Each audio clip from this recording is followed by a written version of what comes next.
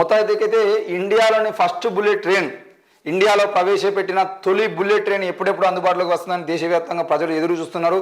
ముంబై అహ్మదాబాద్ మధ్య 508 కిలోమీటర్ల పొడవున ఈ బుల్లెట్ రైలు మార్గాన్ని నిర్మిస్తున్నారు. సగం ప్రాజెక్టు ఆగస్టు 2026 నాటికి పూర్తి అవ్వనుందని రైల్వే మంత్రి అశ్విని వైష్ణవ్ రీసెంట్గా వెల్లడించారు. అయితే ఇండియాలో బుల్లెట్ రైలు మొదటి రైలు 2026లో గుజరాత్లోని బిలిమేరా సూరత్ మధ్య ప్రారంభమవుతుందని రైల్వే శాఖ సహాయ మంత్రి దర్శన్ జర్దోష్ మంగళవారం తెలిపారు. అంతేకాకుండా ప్రస్తుతం రైలు నిర్మాణం శరవేగంగా జరుగుతుందని ఆయన వెల్లడించారు. రైలు నిర్మాణం జరుగుతుంది, రైలు పట్టాల నిర్మాణం జరుగుతుంది. ఆ రైలు పట్టాల మీదకి అది రాగానే బర్రె కనబడితే బర్రెని కూలితే రైలు మొత్తం ఊసిపోతుంది. వందే భారత్ ఎక్స్ప్రెస్ను నరేంద్ర మోడీయే ఓపెన్ చేసిండు. నరేంద్ర మోడీ ఓపెన్ చేసినటువంటి ఆ వందే భారత్ ఎక్స్ప్రెస్ పరిస్థితి ఎట్లున్నదంటే బర్రె అడ్డం వచ్చిందంటే బర్రె చచ్చిపోదు, ఆ వందే భారత్ ఎక్స్ప్రెసే సగం ఇరిగిపోతుంది. మరి అట్లాంటి పరిస్థితి దేశవ్యాప్తంగా ఎన్నిసార్లు జరిగిందో మనం చూసినాం. మరి వందే భారత్ ఎక్స్ప్రెస్ సంబంధించిన విషయంలో జరిగినటువంటి లోపాలే మరి రేపటి రోజున బుల్లెట్ ట్రైన్లు జరుగుతాయా?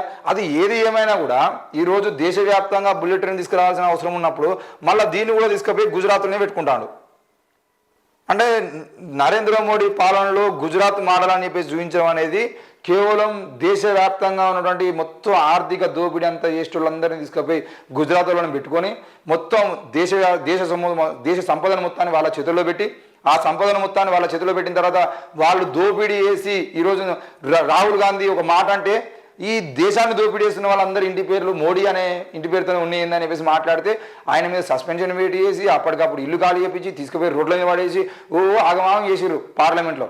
మరి ఈరోజు నిజంగానే ఆయన మాటలో తప్పు ఉండేది ఉంటే ఎవరెవరు ఈ దేశాన్ని అప్పులకుప్పగా మారుస్తున్నారు, ఈ దేశ సంపదలో వేలాది కోట్ల లక్షలాది కోట్ల రూపాయలని అన్యాయంగా నాశనం చేస్తున్నది ఎవరు అని చెప్పేసి మాట్లాడుకుంటే నీరవ్ మోడీ పేరు రాదా, లలిత్ మోడీ పేరు రాదా? మరి వీళ్ళకు సంబంధించిన విషయంలో మాట్లాడితే ఎందుకు నరేంద్ర మోడీ కోపం వస్తుంది అనే విషయాన్ని కూడా చూద్దాము. దాంతోపాటు దేశ సంపదని అత్యంత ఎక్కువ దోపిడీ చేస్తున్న వాళ్ళు ఉత్తర భారతదేశం సంబంధించిన వ్యక్తులే, అందులో గుజరాత్ వాళ్ళు ఎక్కువ ఉన్నారు. మరి ఈరోజు ప్రభుత్వ పథకాలకు సంబంధించినటువంటి బుల్లెట్ ట్రైన్ వచ్చినా, వందే భారత్ ఎక్స్ప్రెస్ వచ్చినా, ఇంకో పథకం వచ్చినా అన్ని పథకాలు తీసుకుపోయి గుజరాత్లోనే పెట్టుకుంటే మరి ఇక దేశం మీద నీకేం ప్రేమ ఉన్నట్టు? నీది గుజరాత్ ప్రేమనా భారతదేశ ప్రేమనా? నువ్వు గుజరాత్ మాతాకి జై అంటావా భారత్ మాతాకి జై అంటావా అనే విషయంలో కూడా ఒక క్లారిటీ ఉండాలి కదా. దేశ ప్రజలు కూడా ఈ విషయంలో ఆలోచించాలి. ముఖ్యంగా బీజేపీ నాయకులు ఎవరైతే ఉన్నారో వాళ్ళు ఆలోచించాలి. ఈరోజు గుజరాత్ పేరుతోని దేశాన్ని సర్వనాశనం చేస్తూ, గుజరాత్ మోడల్గా చూపించి దేశాన్ని సర్వనాశనం చేస్తూ ఉన్న సంపద మొత్తాన్ని తీసుకుపోయి ఈ 10 ఏళ్ల కాలంలో నరేంద్ర మోడీ అధికారంలోకి వచ్చిన తర్వాత 10 years అవుతుంది. ఈ 10 years కాలంలో కేవలం గుజరాత్కు చేసినటువంటి అభివృద్ధి ఎంత, మొత్తం దేశవ్యాప్తంగా చేసినటువంటి అభివృద్ధి ఎంత అనేది ఒకసారి చూసినట్లయితే దేశ సంపదలో దేశ ఆర్థిక వ్యవస్థలో ఉన్నటువంటి కోట్లాది రూపాయలు 100 కోట్లు ఖర్చు చేస్తే అందులో 30-40 కోట్లు కేవలం గుజరాత్ కోసం ఖర్చు చేసిండు. మరి గుజరాత్ అభివృద్ధి చేసుకున్న వ్యక్తి మళ్ళీ భారత్ మాతాకి జై అని చెప్పేసి భారతదేశ ప్రజలందరి మీద నాకు ప్రేమ ఉందని చెప్పేసి మాట్లాడడం ఎంత సిగ్గుమాలిన చర్య అంటే ఈరోజు అందరినీ సవితల్లాగా చూసుకొని వాళ్ళ గుజరాత్ని మాత్రమే మంచి సంతతల్లాగా చూసుకొని నిధులు మొత్తాన్ని వాళ్ళకి ఇస్తున్నాడు. మరి పెట్టుబడులకు సంబంధించిన విషయంలో కానీ దేశ ఆర్థిక దోపిడీ సంబంధించిన విషయంలో కానీ గుజరాత్ వాళ్ళనే ముందు పెట్టి లక్షల కోట్ల రూపాయల రుణాలు ఇచ్చి వాటన్నిటిని మాఫీ చేసి మరి వాళ్ళ మీద కేసులు లేకుండా చేసేటువంటి ప్రయత్నం కూడా ఈరోజు గుజరాత్ వాళ్ళ మీద ప్రేమతో చేస్తున్నాడు. మరి ఇట్లాంటి వ్యక్తిని నమ్ముకొని మనం దేశాన్ని మొత్తం బాగు చేస్తాడు, దేశ ఆర్థిక వ్యవస్థను నాశనం చేస్తున్నాడు వ్యక్తినే దేశ ఆర్థిక వ్యవస్థ బాగు చేస్తాడని నమ్మేది ఉంటే దేశం మొత్తం సర్వనాశనం అయ్యేటువంటి అవకాశం ఉంది. ఈరోజు శ్రీలంక లాగా లేదంటే వేరే దేశాల్లాగా మొత్తం ఆర్థిక దోపిడీ జరిగిన తర్వాత మనం అడక తినేటువంటి పరిస్థితులు రావద్దు అని అంటే ఇప్పటికైనా జనాలు ఆలోచించి ముందుకు పెట్టి నిర్ణయం తీసుకుంటే బాగుంటుంది.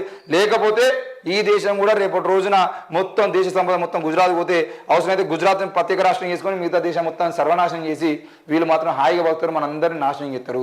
ఆ విషయాన్ని కులం పేరుతో మతం పేరుతో మిగతా రాజకీయాల పేరుతో మనందరి మధ్యలో పుల్లలు పెట్టి మనందరం ఐక్యం కాకుండా చూసుకుంటూ మన మధ్యలోనే పుల్లలు పెట్టి మన చేత మనల్ని నరికించుకునే ప్రయత్నం కూడా మోడీ చేస్తున్నాడు.